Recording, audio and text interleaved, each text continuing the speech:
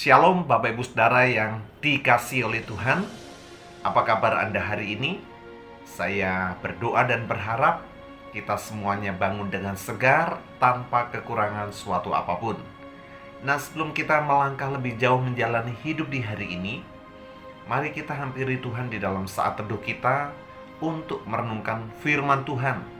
Sebab kita percaya bahwa manusia tidak hidup dari roti saja, tapi juga dari setiap firman yang keluar dari mulut Allah. Bapak Ibu Saudara yang dikasihi oleh Tuhan, saya dalam kesempatan ini menyampaikan selamat menjalankan ibadah puasa kepada saudara-saudara saya yang beragama Islam dalam bulan suci Ramadan ini. Kiranya ibadah puasa saudara diterima oleh Tuhan. Nah, Bapak Ibu Saudara yang diberkati oleh Tuhan, apakah arti puasa di dalam agama Kristen? Renungan hari ini akan menolong kita untuk memahami apa sesungguhnya arti puasa di dalam agama Kristen. Sesungguhnya Alkitab tidak menetapkan sebuah pola dalam melakukan puasa. Ada beberapa macam puasa yang disebutkan di dalam Alkitab. Puasa Daniel adalah puasa untuk menahan diri dari makan daging atau makanan-makanan yang lezat untuk maksud melakukan kehendak Tuhan. Jadi berpantang dari makanan yang enak. Kemudian ada puasa Ester. Puasa Ester adalah berpuasa tidak makan dan tidak minum selama 3 hari penuh. Ya, kita tahu bahwa Ester melakukan itu bersama dengan pamannya Mordekai untuk memohon kemurahan Tuhan menyelamatkan bangsanya dari kepunahan. Kemudian ada puasa yang disebut puasa normal. Puasa normal adalah puasa yang dijalankan oleh Tuhan Yesus ketika dia dicobai di padang gurun selama 40 hari. Banyak penafsir Alkitab yang berkata bahwa Tuhan Yesus berpuasa tidak makan, tetapi dia minum. Itulah sebabnya iblis mencobai dia dengan berkata, ubahlah batu ini menjadi roti. Padahal kebutuhan terbesar ketika seseorang berpuasa adalah minuman, bukan makanan. Jadi berdasarkan itu, banyak yang mengatakan bahwa puasa Yesus adalah puasa yang normal. Dia tidak makan, tapi dia minum. Dan yang terakhir adalah puasa Musa. Puasa Musa adalah puasa supranatural, di mana Musa tidak makan dan tidak minum selama 40 hari.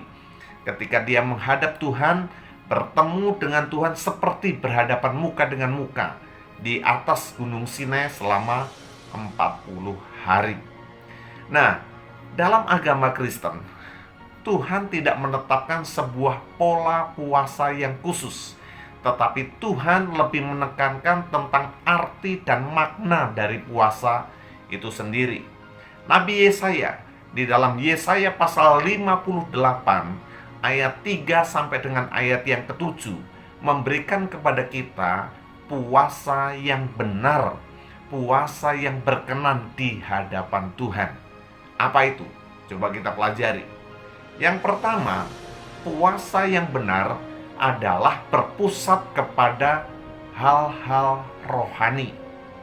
Di dalam Yesaya 58 ayat yang ketiga dikatakan, mengapa kami berpuasa dan engkau tidak memperhatikannya juga? Mengapa kami merendahkan diri dan engkau tidak mengindahkannya juga? Sesungguhnya pada hari puasamu engkau masih tetap mengurus urusanmu dan kamu mendesak-desak semua buruhmu. Jadi ini orang Israel berkata kepada Tuhan, kami sudah berpuasa, kami sudah merendahkan diri, mengapa Tuhan tidak memperhatikan? Dan Tuhan menjawabnya, karena puasa mereka salah. Mereka berpuasa tetapi mereka masih mengurus urusannya sehari-hari. Nah, Tuhan mau ketika kita melakukan puasa, kita berpusat kepada hal-hal yang rohani. Kita harusnya mengesampingkan hal-hal yang bersifat duniawi. Tentu saja kita masih tetap boleh bekerja, dan boleh melakukan aktivitas kegiatan kita sehari-hari. Namun kita harus mengurangi porsinya. Kita harus memperbanyak waktu untuk meraih Tuhan, berdoa, membaca firman Tuhan, dan mendekatkan diri kepada Tuhan. Seorang hamba Tuhan besar bernama John Piper mengatakan, berpuasa adalah saat di mana tangan yang satu melepaskan hal-hal yang bersifat duniawi, tapi tangan yang satu meraih hal-hal yang rohani. Jadi kita harus membatasi diri, kita harus mengekang diri dari hal-hal yang bersifat duniawi, tapi meraih hal-hal yang rohani. Karena itu disarankan ketika kita berpuasa, kurangi melihat handphone, kurangi untuk melihat televisi, kurangi untuk membaca majalah atau hal-hal lain, aktivitas-aktivitas yang bersifat duniawi, tapi perbanyak aktivitas rohani seperti berdoa, beribadah, menyembah Tuhan, mengucap syukur kepada Tuhan, dan mendekatkan diri kepada Tuhan. Yang kedua, puasa yang benar adalah mengekang diri dari hawa nafsu dan keegoisan kita. Di dalam ayat yang keempat dikatakan, sesungguhnya kamu berpuasa sambil berbantah dan berkelahi, serta memukul dengan tinju, dengan tidak semena-mena. Dengan caramu berpuasa seperti sekarang ini, suaramu tidak akan didengar di tempat tinggi. Jadi, cara berpuasa salah yang kedua adalah berpuasa tetapi tidak mengekang hawa nafsunya, masih berbantah-bantah dan masih meninju orang lain, hidup dalam keegoisan, hidup dalam kemarahan. Dan itulah sebabnya Tuhan berkata, cara berpuasa yang seperti ini menyebabkan suara mereka atau doa mereka tidak didengar oleh Tuhan. Ketika kita berpuasa, betul-betul kita harus mengekang hawa nafsu kita. Berpuasa berarti mengendalikan diri untuk tidak menjadi marah, untuk tidak berbantah-bantah, untuk tidak emosi, untuk tidak mengumbar hawa nafsu kita, tapi sungguh mengekang keegoisan kita dan mengekang hawa nafsu kita. Yang ketiga, puasa yang benar adalah dengan cara menolong dan memperhatikan orang lain yang membutuhkan. Dalam ayat yang kelima sampai ayat yang ketujuh dikatakan, sungguh-sungguh inikah berpuasa yang ku kehendaki, kata Tuhan, dan mengadakan hari merendahkan diri, jika engkau menundukkan kepala seperti gelagah dan membentangkan kain kabung dan abu sebagai lapik tidur.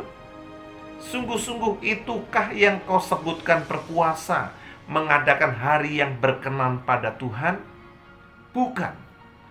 Berpuasa yang kukehendaki ialah supaya engkau membuka belenggu-belenggu kelaliman dan melepaskan tali-tali kuk, supaya engkau memerdekakan orang yang teraniaya dan mematahkan setiap kuk, supaya engkau memecah-mecah rotimu bagi orang yang lapar dan membawa ke rumahmu orang miskin yang tak punya rumah.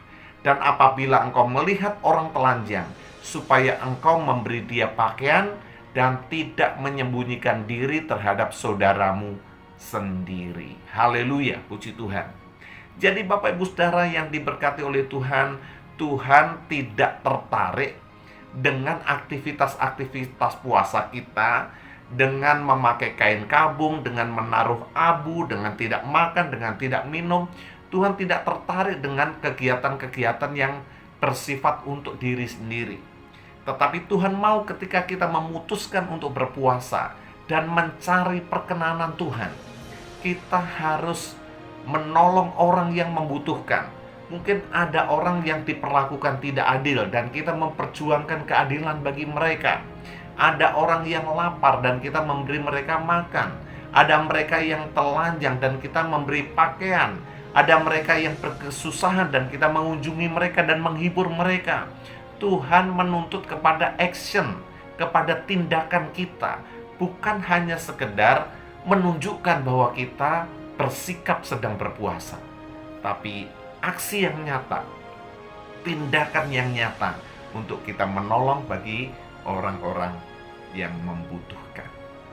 Kiranya kebenaran firman Tuhan ini membuka wawasan kita saat kita memutuskan untuk berpuasa, untuk mencari perkenanan Tuhan, untuk supaya Tuhan mendengar doa-doa kita.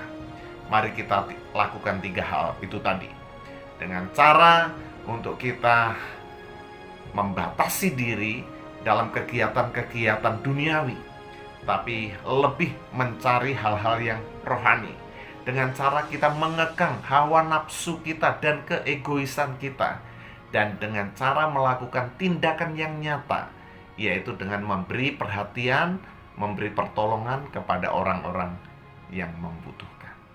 Kita berdoa. Bapa kami yang ada dalam kerajaan surga, terima kasih untuk kebenaran firman Tuhan pagi hari ini, yang mengingatkan kepada kami cara berpuasa yang benar, cara berpuasa yang Tuhan kehendaki, sehingga doa-doa kami ketika kami berpuasa didengar oleh Tuhan, dan Tuhan berkenan kepada kami. Bapa, berkati setiap kami yang mendengarkan renungan firman Tuhan, kiranya kami dapat melakukan puasa dengan lebih baik lagi. Tuhan Yesus, Engkau menolong orang-orang yang mengalami kesusahan, Engkau menghibur, menguatkan mereka. Juga Engkau melihat mungkin ada di antara mereka yang berkekurangan, ada di antara mereka yang tidak dapat makan dan tidak dapat minum hari ini. Kiranya tangan kemurahan-Mu memberkati mereka dan mencukupkan segala kebutuhan mereka. Dan Tuhan Yesus, kalau ada di antara kami yang sakit, Tuhan kiranya menjamah, menyembuhkan, memulihkan oleh kuasa-Mu. Terima kasih Tuhan, kami siap untuk menjalani hidup di hari ini. Dalam nama Tuhan Yesus kami berdoa bersyukur. Haleluya. Amin. Selamat pagi Bapak Ibu Saudara, selamat beraktivitas. Tuhan Yesus memberkati kita sekalian.